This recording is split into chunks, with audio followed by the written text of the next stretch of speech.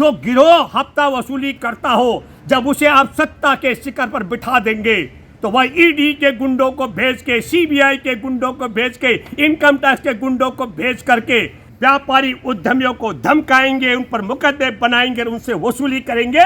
देश के आयकर कानून को बदल करके, देश के जनप्रतिनिधित्व कानून को बदल करके, देश में सूचना के अधिकार के कानून की अनदेखी करके इलेक्टोरल बॉन्ड जारी करके अवैध वसूली करेंगे। पेटीएम से भी बहुत मोटी रकम पीएम केयर्स में ली गई है। हमारे देश का प्रधानमंत्री नरेंद्र मोदी पेटीएम का ब्रांड एम्बेसडर का प्रचारक बना और पीएम केयर्स में पाकिस्तान के आतंकवादियों के फाइनेंसरों का कितना पैसा आया। जो कर्ज हमारा विदेशी था वो कर्ज 3 गुना और बढ़ करके 205 लाख करोड़ रुपए हो गया।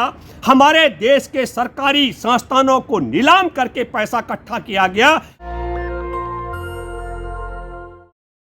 दोस्तों नमस्कार, मैं हूं भूपेंद्र रावत और आज मैं आपके साथ बात करूंगा देश के प्रधानमंत्री वसूली भाई की। और वसूली भाई की डिग्री दी है हमारे देश में विपक्ष के नेता राहुल गांधी ने। और क्यों दी, मैं आपके सामने जब पहले सुप्रीम कोर्ट का बाद में जिक्र करूंगा, पहले न्यूज़ पोर्टल का जिक्र करता हूं। एक न्यूज़ पोर्टल ने बताया कि जिस कंपनी से वसूली करनी हो मोदी सरकार को, उस पर ईडी का छापा, इनकम टैक्स का छापा, एनसीबी का छापा या फिर जीएसटी टीम का, जांच टीम का छापा डाला जाता है।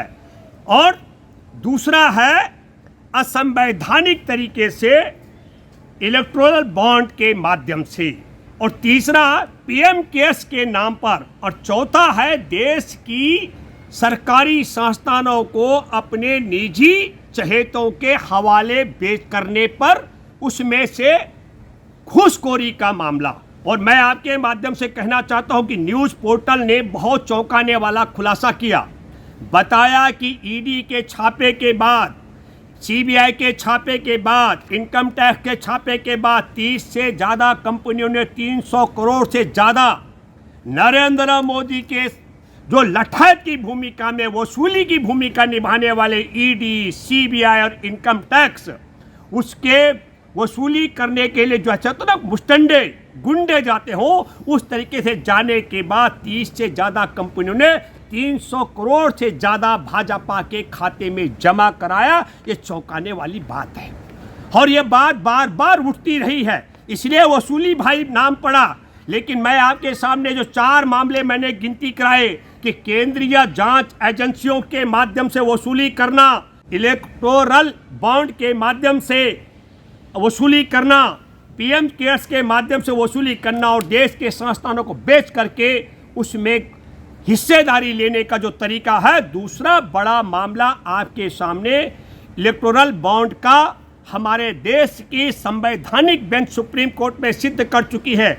और इलेक्टोरल बॉन्ड के माध्यम से असंवैधानिक तरीके से वसूली के लिए 2017 में आयकर कानून को असंवैधानिक तरीके से बदलने का काम, हमारे देश के अंदर जनप्रतिनिधित्व कानून को 2017 में असंवैधानिक तरीके से बदलने का काम, और हमारे देश में सूचना के अधिकार, जानने का हक कि आपको अगर वोट जो मैं दे रहा हूं, देश का मतदाता वोट दे रहा है, तो देश के मतदाता को यह जानने का हक है कि आप नोट किससे ले रहे हैं, इससे वंचित रखने का षड्यंत्र।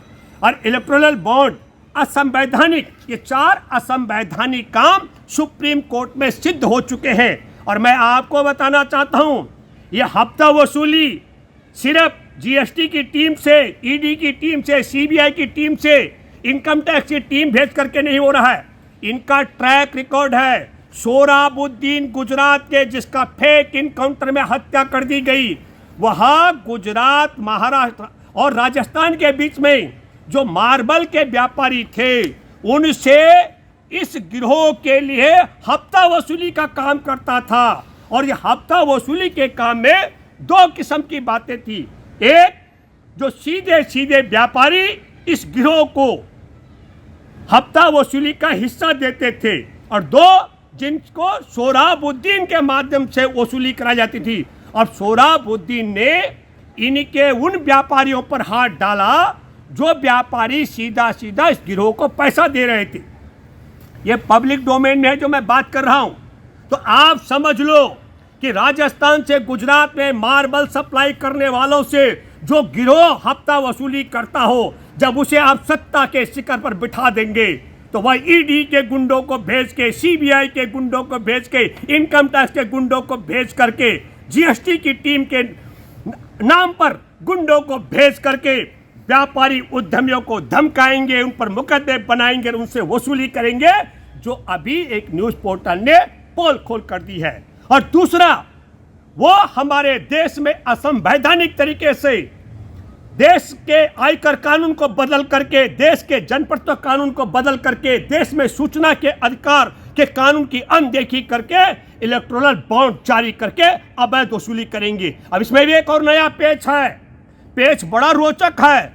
आपको मालूम है कि कोरोना की घोषणा करने के बाद 28 मार्च 2020 को पीएम केयर्स का गठन किया गया था और सितंबर 2021 में दिल्ली हाईकोर्ट के अंदर एक याचिका पर सुनवाई के वक्त पीएमओ प्रधानमंत्री कार्यालय से एक सचिव ने लिख करके दिया, पीएम केयर सरकारी नहीं है, पीएम केयर निजी है। अब पीएम केयर्स में मैं आपको बताना चाहता हूं घोटाला कि जो 15 दिन के अंदर अंदर इलेक्टोरल बॉन्ड के माध्यम से राजनीतिक दल ने एसबीआई से जो जारी किया गया इलेक्टोरल बॉन्ड है उसे अगर कैश नहीं कराया तो 16वें दिन वो पैसा सीधा सीधा प्रधानमंत्री नहीं, देश के नरेंद्र मोदी के खाते में चला जाएगा, पीएम केयर्स के नाम पर जो बना हुआ है, क्योंकि प्रधानमंत्री राहत कोष तो पहले से ही था। और पीएम केयर्स में हमारे देश के अंदर अभी एक बात तो सुप्रीम कोर्ट ने बहुत अच्छी कर दी। सुप्रीम कोर्ट ने कहा कि इलेक्टोरल बॉन्ड के अंदर किस किस ने कितना कितना धन किस किस राजनीतिक दल को दिया, स्टेट बैंक 6 तारीख तक इसकी पूरी सूची संबंधित चुनाव आयोग और तमाम जगह दे। और मैं ये कहना चाहता हूं सुप्रीम कोर्ट में बैठे संवैधानिक बेंच से, यह अधूरा मामला है, पूरा मामला करने के लिए यह होना चाहिए, क्योंकि इसका पैसा रिलेशन सीधा सीधा पीएम केयर्स के साथ कर दिया गया है। इसलिए जांच होनी चाहिए कि पीएम केयर्स में देश हमारे दुश्मन देशों की कंपनियों के शेयर होल्डर कंपनियों की तरफ से कितना पैसा आया है। जितना मुझे याद है मैं आपको बताना चाहता हूं, एक चीन की कंपनी अलीबाबा कंपनी का पेटीएम में 43% जब शेयर आया तो 43% शेयर धारक जब अलीबाबा कंपनी बनी तो हमारे देश का प्रधानमंत्री नरेंद्र मोदी पेटीएम का ब्रांड एम्बेसडर का प्रचारक बना। और अब 2024 की मैं जिक्र कर रहा हूं, जब अलीबाबा कंपनी ने पेटीएम से सारे शेयर अपने बेच दिए या स्लीपर सेल को दे दिए, हो सकता है उसमें भाजपाई भी हो, और जब वो स्लीपर सेल को दे दिए उसके बाद हमारे देश के रिजर्व बैंक ने पेटीएम को एक तरीके से काली सूची में डाल दिया है। ये खेल आपको समझना चाहिए और प्रधानमंत्री को बताना चाहिए कि पेटीएम में जब अलीबाबा का 43% हिस्सा था तब तुम उसके ब्रांड एम्बेसडर बने, और जब अलीबाबा ने 43% हिस्सा अलग कर दिया तो आपने उसको काली सूची में डलवा दिया। ये खेल भी समझना पड़ेगा। इसलिए मैं कहना चाहता हूं कि पेटीएम से भी बहुत मोटी रकम पीएम केयर्स में ली गई है। इसलिए सुप्रीम कोर्ट में बैठे संवैधानिक बेंच को यह भी जांच करनी चाहिए कि जो इलेक्टोरल बॉन्ड के माध्यम से जो जारी किया गया था वो स्वाभाविक तौर पर पीएम केयर्स में कितना धन किस कंपनी का गया, और पीएम केयर्स में पाकिस्तान के आतंकवादियों के फाइनेंसरों का कितना पैसा आया और चीन के दुश्मन देश चीन का कितना पैसा आया। पीएम केयर्स का भी एक एक पैसा सार्वजनिक किया जाना चाहिए। और तीसरी महत्वपूर्ण बात कि जब वो सरकारी नहीं है तो नरेंद्र मोदी को यह इजाजत कौन देता है, किसने दी कि वो पीएम केयर्स के नाम पर किसी संगठन का रजिस्ट्रेशन करा दे। मतलब मैं भूपेंद्र रावत अगर कल की तारीख में जाऊं और सीएम केयर्स के नाम पर एक ट्रस्ट का रजिस्ट्रेशन कराऊं तो क्या भारत का कानून मुझे अनुमति देता है कि नहीं। और तब मैं आपके माध्यम से कहना चाहता हूं इसका सबसे बड़ा रास्ता क्या हो सकता है।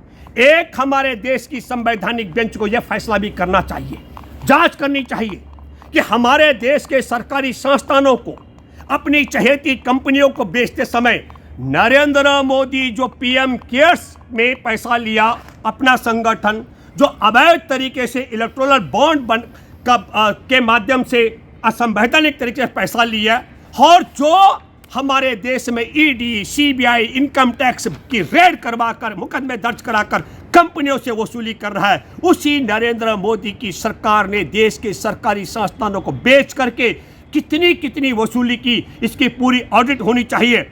हमारे पास तो ये रिपोर्ट है कि आपको बताता हूँ, हिंदुस्तान पेट्रोलियम की एक ऐसी कंपनी जो 35,000 करोड़ रुपए का सालाना का मुनाफा दे रही थी, वो तक बेच डाली है। और तब मैं कहना चाहता हूँ आपके माध्यम से, जांच ये भी होनी चाहिए, क्योंकि मामला आर्थिक घोटाले का है। संवैधानिक बेंच को जांच करनी चाहिए कि हमारे देश में जो कर्ज हमारा विदेशी था, वो कर्ज 3 गुना और बढ़ करके 205 लाख करोड़ रुपए हो गया।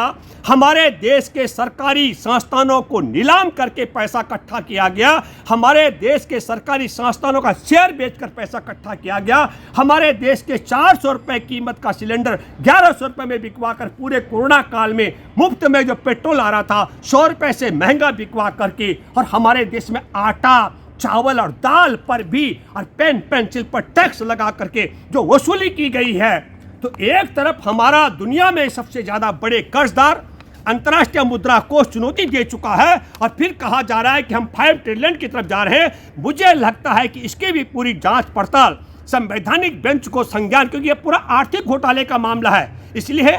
और एक और बात, इलेक्टोरल बॉन्ड असंवैधानिक है, जनप्रतिनिधित्व कानून को बदली करना असंवैधानिक है, आयकर कानून को बदली करना असंवैधानिक है, और सूचना के अधिकार के तहत जानकारी न देना असंवैधानिक है। 4 असंवैधानिक काम करने के लिए मोदी सरकार और मोदी सरकार के मंत्रिमंडल पर देशद्रोह का मुकदमा बनाया जाना चाहिए और जेल में डाला जाना चाहिए। और फिर मैं कहना चाहता हूं, एक एक पैसे का पीएम केयर्स का हिसाब भी सार्वजनिक होना चाहिए, ताकि दूध का दूध और पानी का पानी हो सके कि देश के दुश्मन देशों की कंपनियों से मोदी ने कितना पैसा पीएम केयर्स पर राहत के नाम पर वसूल किया है, और पैसा कहां कहां ठिकाने लगाए, यह भी जांच पड़ताल का विषय है। धन्यवाद। नेशनल दस्तक की आपसे गुजारिश है कि अगर इसको बचाना चाहते हैं तो नेशनल दस्तक को सब्सक्राइब करने के लिए रेड कलर के सब्सक्राइब बटन को दबाएं, फिर बेल आइकन की घंटी दबाएं। नेशनल दस्तक को बचाने के लिए बहुत जरूरी है कि हर खबर को शेयर करें, लाइक करें, कमेंट जरूर करें।